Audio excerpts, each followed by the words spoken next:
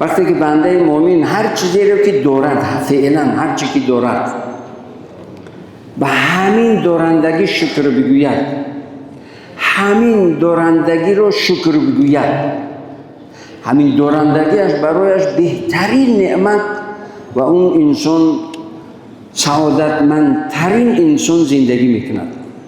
ولی پیامبر علیه السلام حتی میگویند که در دنیا همیشه از خود پایین نظر کن، بالا نظر نکن. ولی سلامتی داری، ماشین نداری، مشکلی نیست. اونایی که ماشین دارن به اونا نظر نکن، بگوی الحمدلله سلامتی دارم، ماشین ندارم، میلش سلامتی هم هست. ولی انسانایی هستن که نه ماشین دارن نه سلامتی دارن.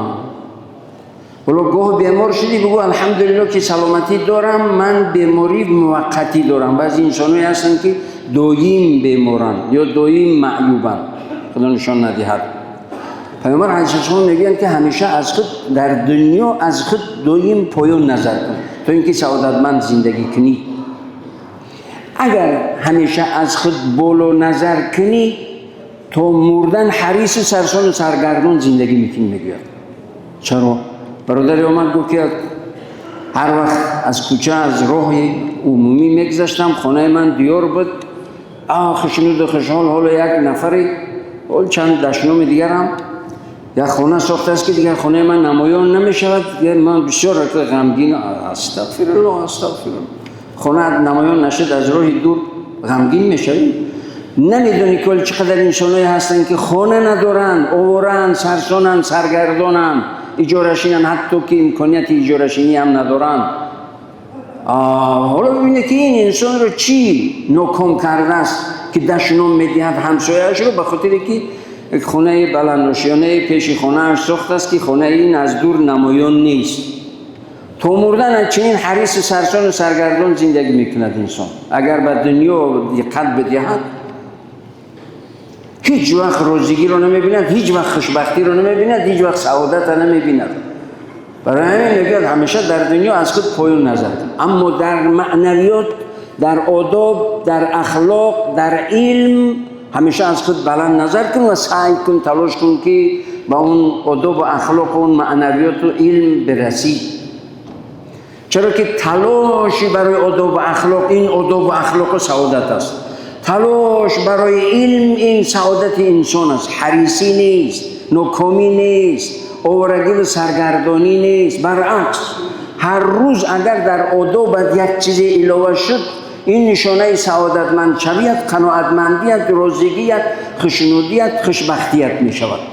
پروردگار میگه استعیذ بالله و ما ينطق عن الهوى ان هو الا وحی یوحى.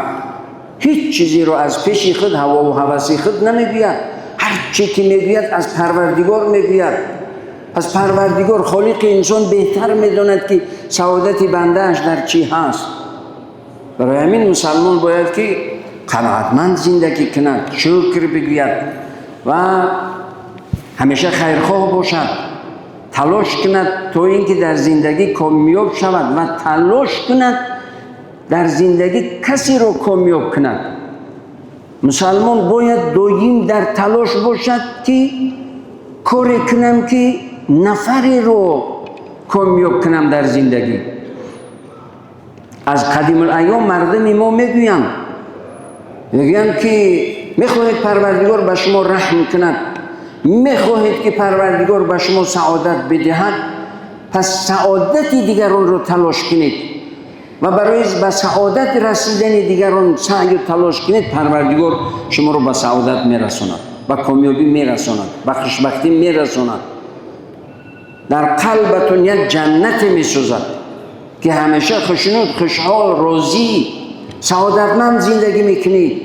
تر دارید، خشک دارید، کم دارید، زیاد دارید، هر چی دارید ندارید، با اون دار و ندار الحمدلله، خدا را شکر. الحمدلله میگوید از قلبش 10 الحمدلله دیگر میبروید. چنون راضی، خوشنود، خوشحال، قناعتمند زندگی میکند که فکر میکنید که دنیا همه در اختیار همین است. حالا ببینید یک زندگی ساده دارد، لیکن چرا اینقدر خوشنود و خوشحال و راضی هست؟ به خاطر که شکرگزار که هست، پروردگار در قلبش جنتش را ساختگی هست. این دنیا برایش جنت است، یعنی همیشه خوشنود و همیشه خوشحال و همیشه خوشبخت. این خوشحالی و خوشبختی و این جنتی در قلب از کجا به وجود آمد؟ از خیرخواهیش. دانشمند میگوید که اذا اردت ان تسعد فاسعد الاخرین، میگه سعادت دنیا و آخرت میخواهی، پس میگه برای سعادت دیگران تلاش کن.